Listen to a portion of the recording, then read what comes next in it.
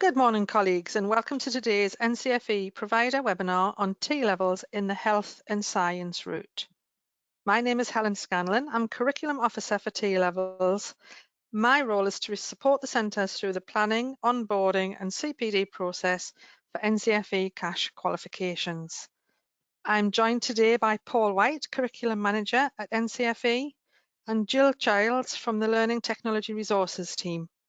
The purpose of today's session is to provide an introduction to T-levels for those who are new to TQs and the post-16 skills plan, to provide a refresher for those who have already got some knowledge in this area but want to gain more insight, to raise awareness of the health and science route by providing a general overview of the route, pathways and occupational specialisms, and to outline some of the resources and support you can expect from NCFE in the delivery of the health and science T-level. The outline agenda for this morning's session, it's going to take 1 hour approximately, and it will cover NCFE and T-level introduction, the health and science route specifically, an update on resources, and we're going to welcome question and answers via the chat box.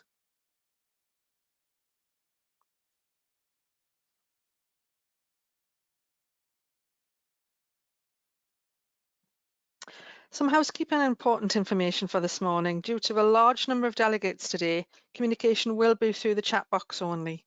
The chat box is in the bottom right-hand corner of your screen. Questions entered into the chat box can only be seen by the organisers. Other delegates can't see you or your questions. The session has been recorded and the link will be made available in due course. Questions not addressed in the webinar will be rolled up into a question and answer document will be circulated in the coming weeks. Settings are on mute to avoid background noise and feedback. An evaluation will be deployed on completion of this webinar, and feedback polls will be used as well.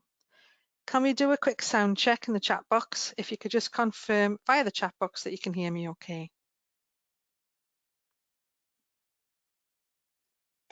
Thank you for that. Some of you may be new to NCFE Cash. I'm just going to begin with a little bit of background by way of an introduction. NCFE is a leading provider of educational services and is a not-for-profit organisation. We have a strong heritage in learning and have been at the forefront of technical and vocational education for over 170 years. We design, develop and certify a diverse range of nationally recognised qualifications and awards which have contributed to the success of millions of students at all levels. Our core purpose is to promote and advance learning with a particular emphasis on supporting social mobility and young people in the early stages of their career. Our purpose is what connects our people and creates a vibrant and high-performing culture. We've been awarded the contract by IFE to be a delivery partner for T-levels across 3 subject routes, namely Education and Childcare in Wave 1, Health and Science and Digital in Wave 2. And today we're going to provide an update on T-levels in the Health and Science route. NCFE has a long history of working with a variety of sectors, including businesses and the arts, lifelong learning, health and safety, and in particular through our Cash brand, we've had many years of working in the health sector. Cash was established in 1945 by the Ministry of Health under the name the National Nursery Examination Board, or the NNEB. Cash has gained an excellent reputation for standards in assessments and certification. In 2015, Cash became part of the NCFE family, and together forming NCFE Cash, which is a national awarding organisation who shares strong values and has a focus on learning and advancing and promoting learning. Over the years, we've developed a wide range of strategic relationships with stakeholders in higher education, schools, colleges, employers, private training providers and sector specialists. Okay, hopefully if you weren't aware about NCFE before, we've been able to give you a brief overview of NCFE as an organisation and how important promoting and advancing learning is in the work we do. Now let's focus specifically on T-levels. Firstly, we'll look at the architecture of T-levels in general and what common themes define them. Then we'll provide an overview of the health and science route. On screen at the moment, you can see a high-level view of the mandatory elements of the T-level programme. Generally, the overarching T-level programme consists of 5 key elements. They are the technical qualification, commonly referred to as the TQ, the industry placement, English and maths, employability, enrichment and pastoral requirements, and other requirements set by employer panels. The technical qualification, or TQ, is one part then of the overall TLevel programme.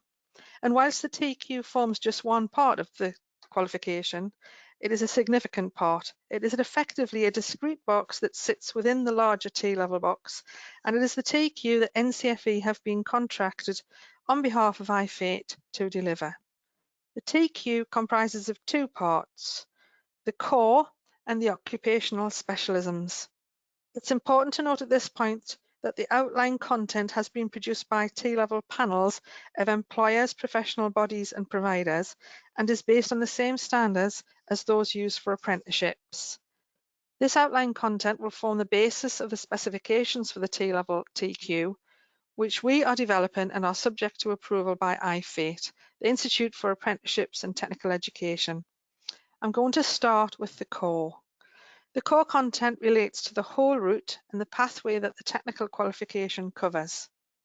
This breadth of content will help to ensure students are able to apply their skills in a variety of contexts and for a variety of different purposes. The content will vary depending on the requirements of the route and the pathway or occupations covered by the scope of the qualification. The core knowledge and understanding focuses on the student's knowledge and understanding of the contexts and concepts, theories and principles relevant to the TLevel in particular. The core can make up between 20 to 50% of the TQ in terms of delivery time. The second component of the TQ is the occupational specialisms. The occupational specialisms correspond to the apprenticeship standards listed on the occupational map covered by the TLevel. Occupational specialisms ensure students develop the knowledge and skills necessary to achieve a level of competence needed to enter employment in the occupational specialism. Achievement of this minimum level of competence signals that a student is well placed to develop full occupational competence with further support and development once in work, and that includes an apprenticeship. The occupational specialisms consist of performance outcomes. These indicate what the student will be able to do as a result of the learning and applying the specific knowledge and skills. The occupational specialisms also have English and maths and digital competencies embedded where relevant, and so together the core and the occupational specialisms make up the technical qualification. The occupational specialisms can make up between 50 to 80% of the TQ in terms of the delivery time. In addition to the TQ, students will also need to complete an industry placement. The TLevel industry placement must take place with an employer external to the provider. That is to say, outside of the college or institution that is delivering the TLevel qualification. The purpose of the TLevel industry placement is to develop the student's skills in the work environment and give them the opportunity to apply those skills. The industry placement is set at a minimum requirement of 315 hours. There's also an exit requirement of English and Maths for the TLevel programme, and this requirement is set at level 2.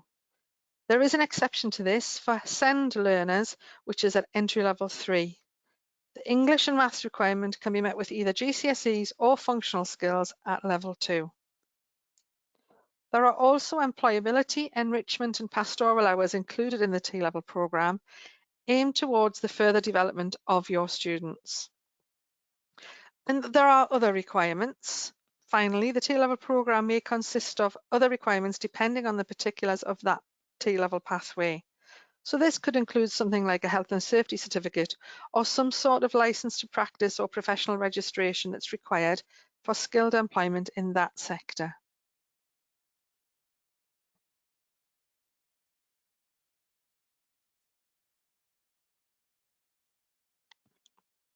Having looked at the 5 elements that make up the TLevel programme, let's look specifically at the TQ element. This is a high-level summary of that TQ element of the TLevel programme and focuses on the approach to assessment and grading. The core is assessed by 2 external assessments that are set by NCFE. They are externally set and marked. The first part of the assessment is the external assessment that may take the form of an exam, for example. The second part of the assessment for the core is the Employer Set Project, or ESP. The Employer Set Project is delivered by NCFE in collaboration with sector employers to make sure that there is an occupationally relevant and it's a realistic set of tasks that will help prepare the student for employment in the sector.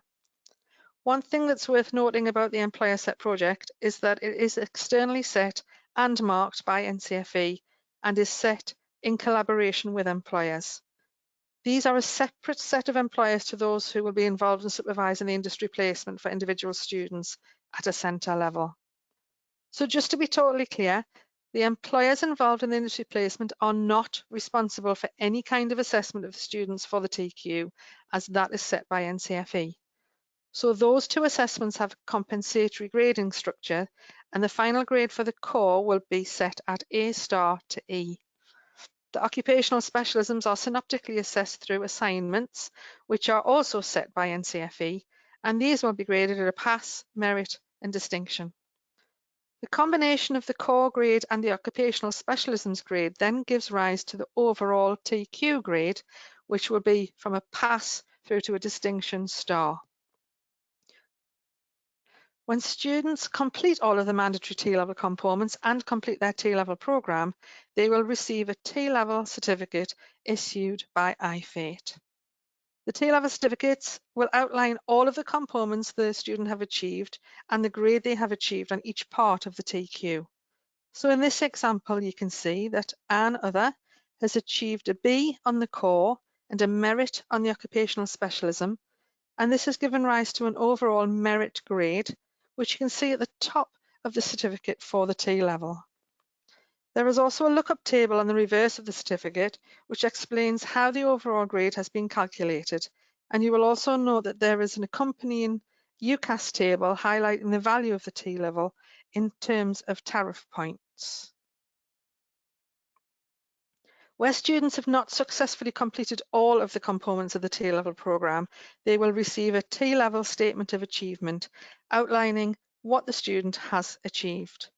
In this example, whilst the student has completed the core component and achieved a B grade, they haven't achieved an occupational specialism. You will also see that some other additional requirements have been met, namely a health and safety certificate. There's also a statement that the student has completed the industry placement and has the exit requirements for English and Maths. You'll notice that on the back of this TLevel Statement of Achievement, there is not a lookup table for UCAS tariff points, which reflects the fact that the learner hasn't completed all the required elements of the TLevel programme. The UCAS tariff supports TLevel progression, so this allows students who achieve the TLevel qualification a number of progression options, one of which is higher level education, and of course the other options include skilled employment and going on to a higher level apprenticeship. Progression opportunities for T-levels include higher level apprenticeships, skilled employment, and higher education. In terms of accessing higher education, we can see that the UCAS tariff points available at each grade boundary of the T-level is shown in the table.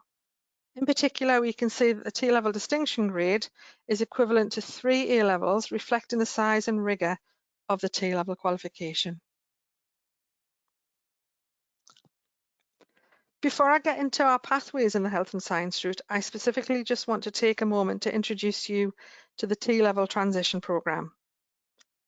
Because the T-level qualifications are 2-year qualifications, roughly equivalent to 3 A-levels, it may be the case that some students aren't quite ready to take that extra step to a T-level programme. However, they might reasonably be able to do so within 12 months or 1 year of transition. This is what the transition programme is intended to achieve. The T-level transition programme is a tailored study programme which is focused on preparing for a particular T-level pathway. And to achieve that, the T-level transition programme needs to have 5 key components, which you can see highlighted here in colour. These components are nationally set, but there is a flexibility at centre level about how to design and package this programme to meet the needs of your students and best prepare them for the particular pathway in question. English and Maths are at the core of the transition programme, so making sure that exit requirements can be met in the course of the TLevel programme. So let's have a look at the 5 mandatory components of the transition programme. The diagnostic period is where the individual needs of the students are assessed so that they can decide which TLevel route or pathway they need to prepare for and in what particular areas they require support. There's an English and Maths requirement for the TLevel transition for those who are not yet at the point where they have achieved a minimum GCSE grade 4 in English and Maths, and to make sure that they are on track for meeting that exit requirement.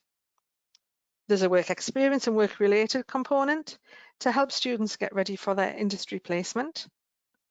There's also an introductory to technical skills, and this is where the students on the transition programme can begin to get an introduction to the technical pathway of their choice. So for example, if you have a student who's beginning digital support services, this is the part of the transition programme where they have introduced some introductory concept or technical skills. So they are in the best position possible when they come to begin the TLevel programme. And for health and science students, the technical skills would be tailored to meet their programme too. Pastoral support and personal development. There's also a component to the transition programme that covers these areas. It's intended to provide wider support and develop study skills. It also addresses any other barriers that might be particular to the student so that they are in the best position possible to begin their TLevel programme. You may have noticed that this transition programme can be thought of as something like a mini TLevel. For example, it has an industry placement, it has the introductory to technical skills, the core of English and Maths, and general personal development. This is all packaged into smaller, condensed one-year transition aimed at providing a platform for learners to access their TLevel programme. We're now going to move on to an overview of the TLevel pathways in the health and science route, and there's quite a bit to cover here as there are 3 different pathways in the route.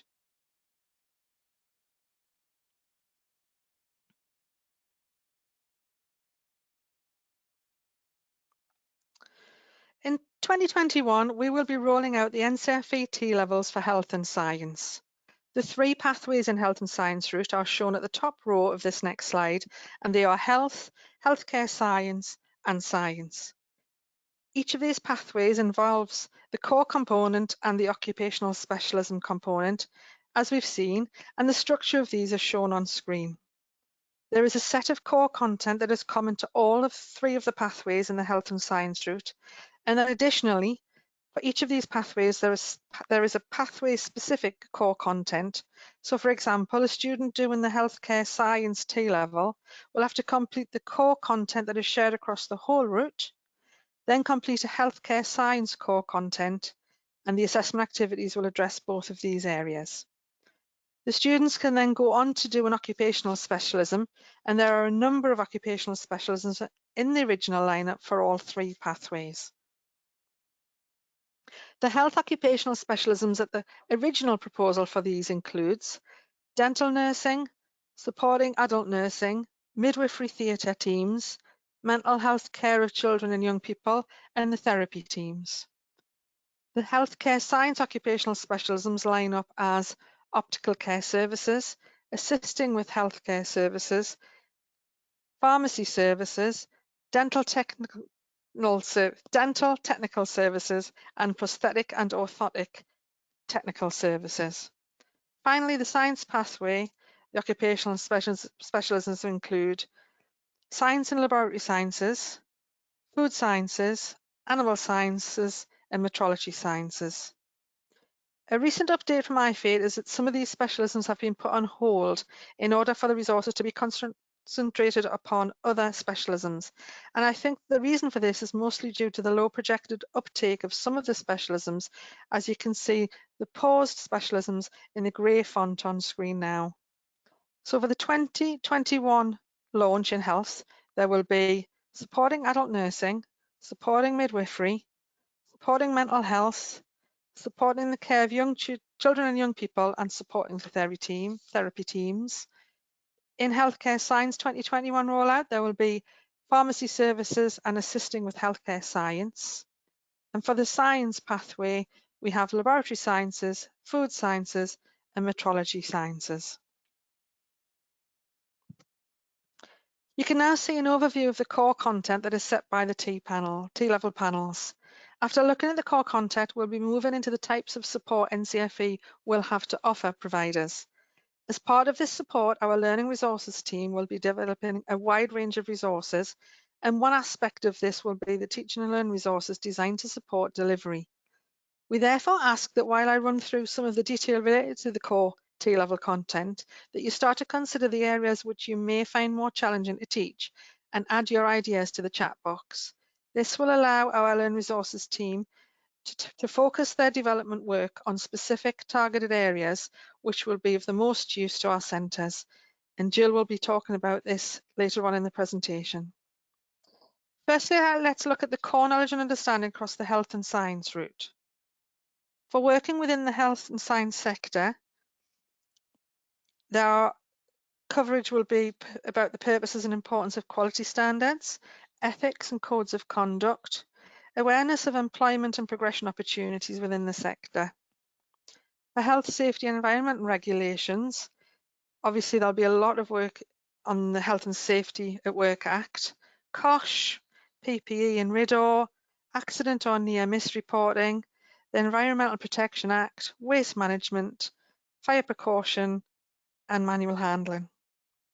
Managing information and data across the sector will be concerned with how to collect and record information and data, how to protect information and data, and the detail related to data storage. For good scientific and clinical practice, they will look at standard operating procedures, management of equipment and work areas, stock control and storage. And for core science concepts, the structure and function of cells and tissues, large molecules, exchange and transport mechanisms, genetic information and genetics, microbiology and immunology, the structure of materials and the relationship with physical and chemical properties, acids, bases and chemical change, rates of reaction and energy changes, electricity, waves, particles and radiation, and units.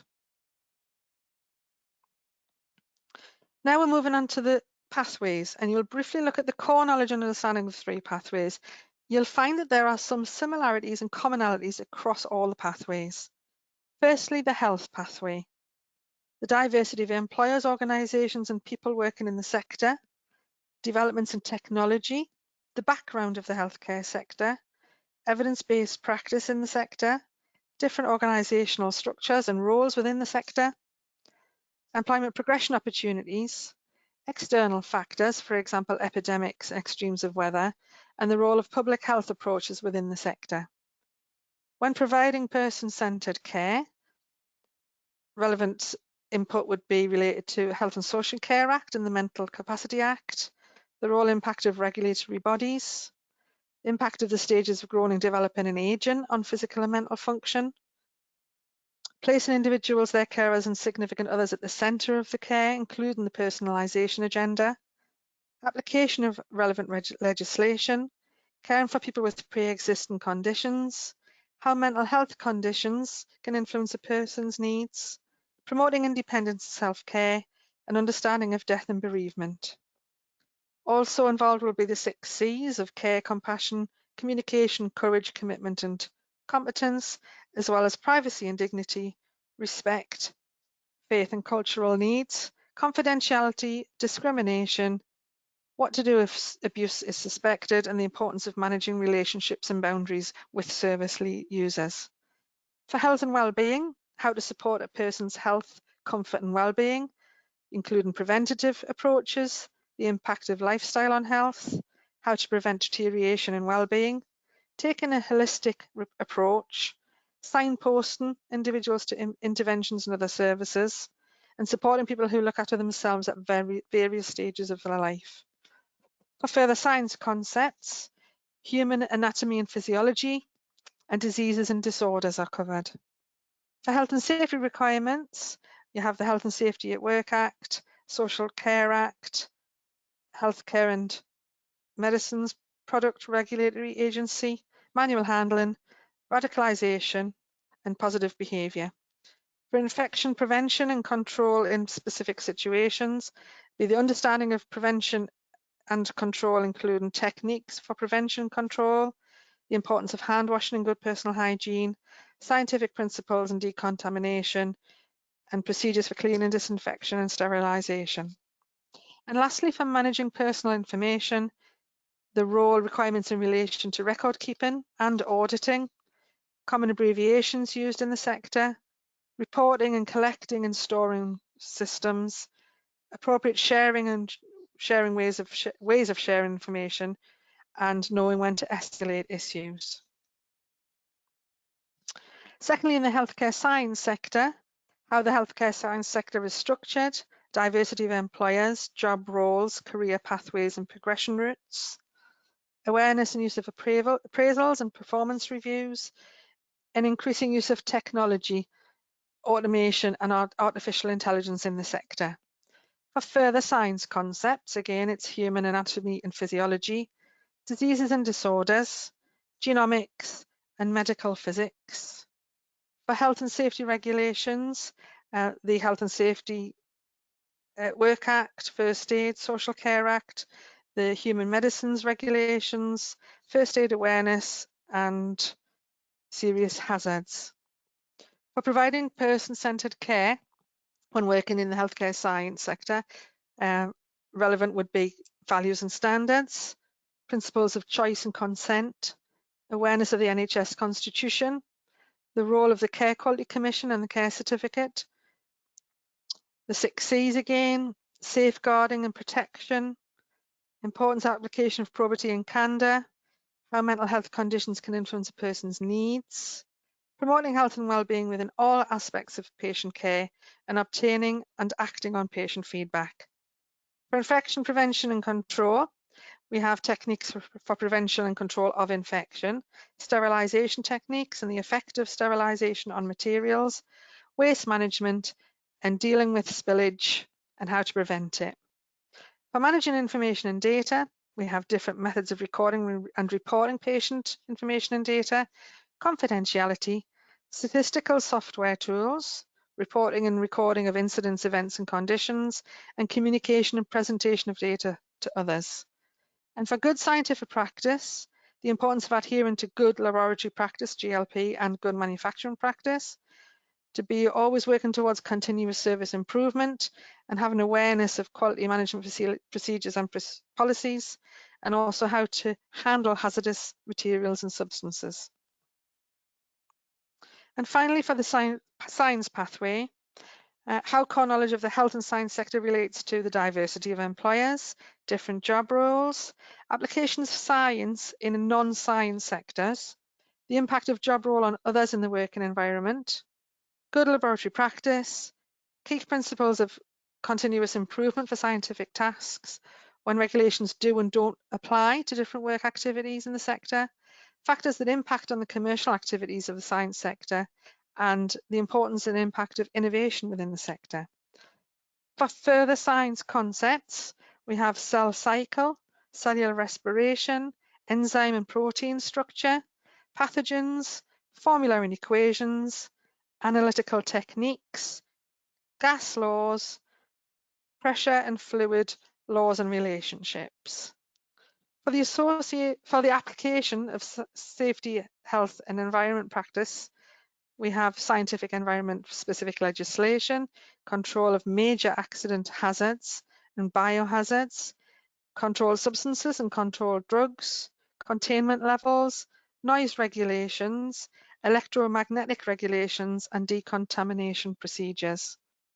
For scientific methodology, we have experimental design, the importance and purpose of planning methodologies, objective setting, critical path analysis and financial forecasting, meeting customer and client requirements, sampling techniques, the need for reliable, verifiable and accurate recording, problem recognition and application of problem-solving techniques, and an evaluation of scientific methodology and making recommendations for improvement.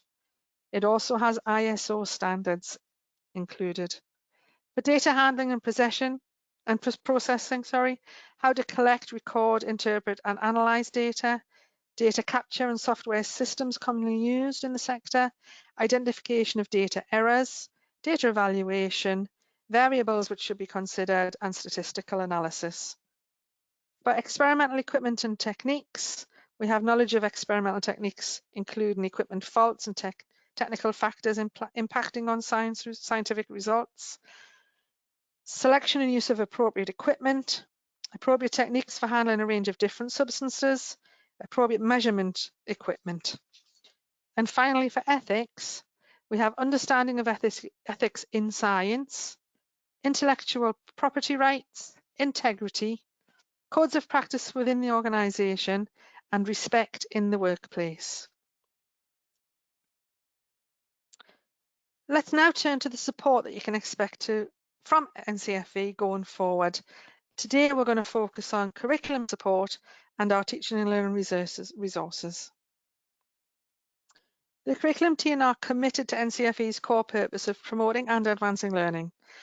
To achieve this, we plan to engage with you at 3 separate stages: pre-approval, onboarding, and ongoing CPD. Prior to you being approved by NCFE, we will run curriculum planning webinars, events, and supporting business development colleagues. This will include the approval process, key resource considerations, assessment planning, transition programme planning, student progression opportunities. On approval, we move into the onboarding stage. The curriculum team will support teaching staff through the 12-month onboarding period, where a range of webinars, support interventions and events will be available to access. These will include onboarding webinars to get you started with delivery, pre-assessment preparation and signposting to sample papers and resources, key quality assurance processes, signposting to any relevant chief examiner reports, and how to access teaching and learning resources. Our ongoing CPD process, in addition to onboarding, the curriculum team will also support centres with an ongoing CPD programme looking at typical and relevant areas of interest. Indicatively, this may include linear programme delivery, formative assessment strategies, initial assessment and induction techniques, developing English and maths skills within the TLevel, preparing learners for industry placements, developing students' study skills, and preparing for summative assessment activities. I'm now going to hand over to our Learning Technologies and Resources team and to my colleague Jill Childs, who will take you through the next 10 to 15 minutes or so.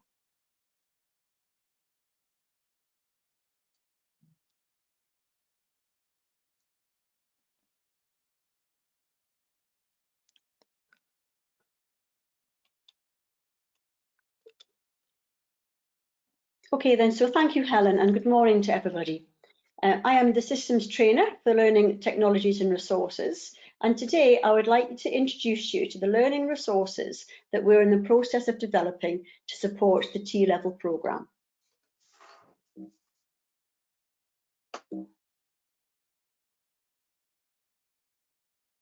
Let's give a second till this catches up.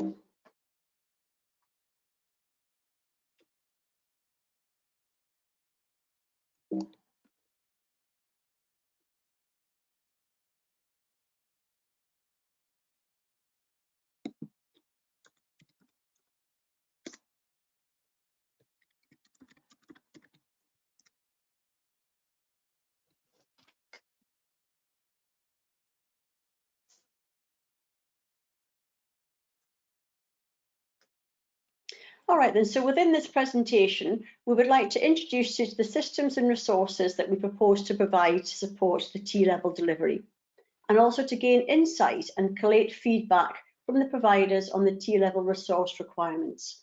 And also what we're looking at is to identify centres who would be willing to participate in the co-creation of resources.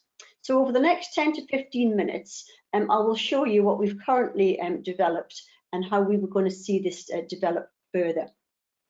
As we've mentioned, we would like to have the co-creation of resources, and that will enable us to draw on the wealth of knowledge within the health and science sector to provide resources at the core curriculum as well as the occupational specialisms. As an introduction to T-levels, we have produced an e-learning CPD module which introduces T-levels, the concept and the research behind the development of T-levels. And it's a really useful tool for any staff member new to T-levels, or just indeed as a refresher for any staff who just wants to have that refresher. We've hosted this module within our Moodle platform, which is an LMS system. And I'll give you a demonstration of what this module looks like. It's very easy to enter. The layout of the screen gives you the facility of being able to change the background colour. So you can change the background colour accordingly, and that's really good depending on if there's any visual issues that might be around. We can navigate to the screens by clicking on the next button. It gives you some learning outcomes there. So it's identifying what the session's going to be all about, what it is you're going to be looking at as well. And this module can be done at your own pace, so you can exit it at any moment. And by going into the menu, you will see the subjects that you've covered and what you've then got to do until you achieve at the end. So if we have a look at the menu option now, you can see the black areas are the sections that I've already covered, and the greyed out is what I've yet to do. So I can come back to that at any time. We'll go on to the next screen. So this gives you an idea of whereabouts the T-level came from. So there's some information with regards to the Sainsbury review. So it tells you a little bit about why the T-levels came about and the process that was there.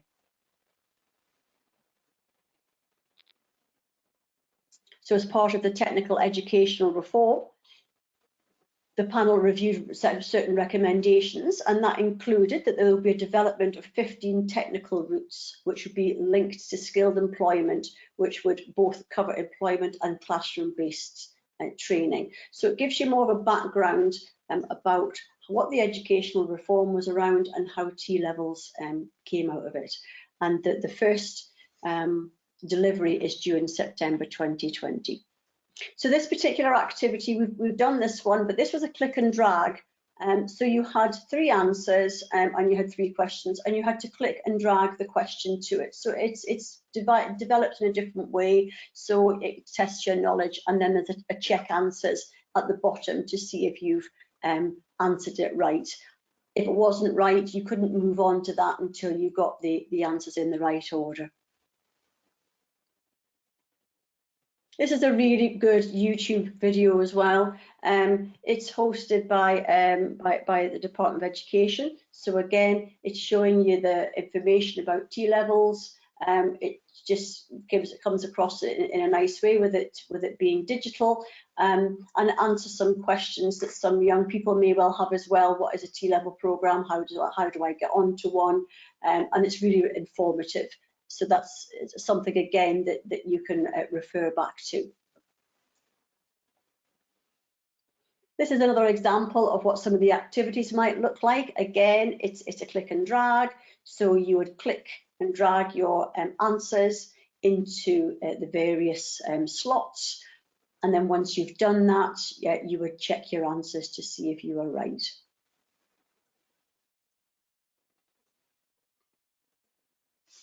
There we go. And then, like we say, once we know that that's done, we can then go on to the next section. So you can see how this is all going to work and how everything's going to pull together. If we go back into the menu, you can then go and see what else there is that you need to cover. So we've got quite a few different bits to be doing. And so if you exit this, you can come back to it at any point, and it'll keep that particular area of where you are. So you don't have to complete it all at once. So your CPD, you could do it over a couple of days at half an hour at a time. And like you say, it's really good. So we're offering centres the opportunity to view this online module if you wish. So again, at the end of the session, just put your details in the chat box. So let us know if that's something that you would like to view, and we'll certainly organise access, a generic login for your centres to be able to share this with your staff. And being able to understand a little bit more about the T-levels. So like I said before, we've also, within the resources that we've developed, we have wider skills. So the wider skills has been developed so far, and that includes 22 two-hour sessions. So these sessions have been developed to support providers to deliver the wider skills within the T-levels. And the topics that they cover is study skills, digital skills, employability, entrepreneurship, and PSHE. So as you can see from the subject headings, these wider skills can be delivered to support the employability, enrichment, and pastoral element of the T-level, as well as supporting the knowledge within the core and the occupational specialism. These wider skills are developed to equip the students with the skills they need for progression to employment, higher education, or a higher level apprenticeship. Each module has been designed with its own session plan. There's downloadable PDF activities, and there's also home study activities. So the way they've been developed will be again housed within a Moodle or an LMS system. And it's blended learning. So depending on your classroom setup, it can be either tutor-led or there could be a little bit of e-learning from the student as well, so that if they've got access to the equipment, they can actually take part in the lesson at the same time. Or alternatively, if that's not available, then the resources that support that particular part of delivery can be downloaded in advance on a PDF, and they can be a paper-based resource. So these resources are SCORM compliant, and we're looking at being able to house this within a different area now, within possibly Teams and Google Docs. So we're exploring that avenue as well, because what we realise is that a lot of centres are now delivering a different way because of the situation that we're in at the moment, and so are looking at different ways to reach their students. And so we're making sure that our resources can be compatible with as many sort of like learner management systems as possible. So looking at the titles there, you can see that there's a good range that we've currently already developed. And like you see, and these skills here will certainly support your students further.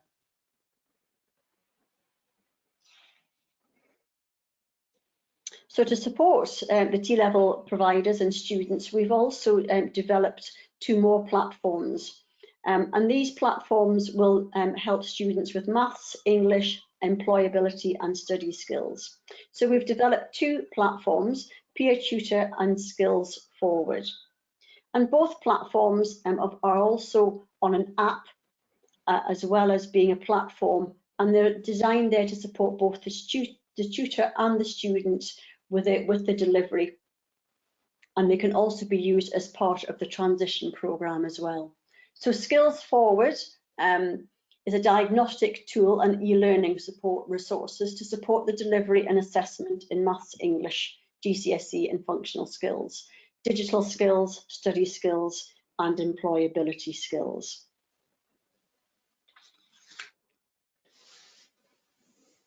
Peer Tutor, this platform and app would really support the transition programme as well by enabling students to improve the grades that they possibly already have, or just to stretch them further.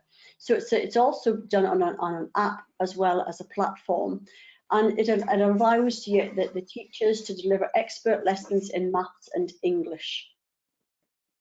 And also it drives up the achievement for learners in all abilities of maths and English.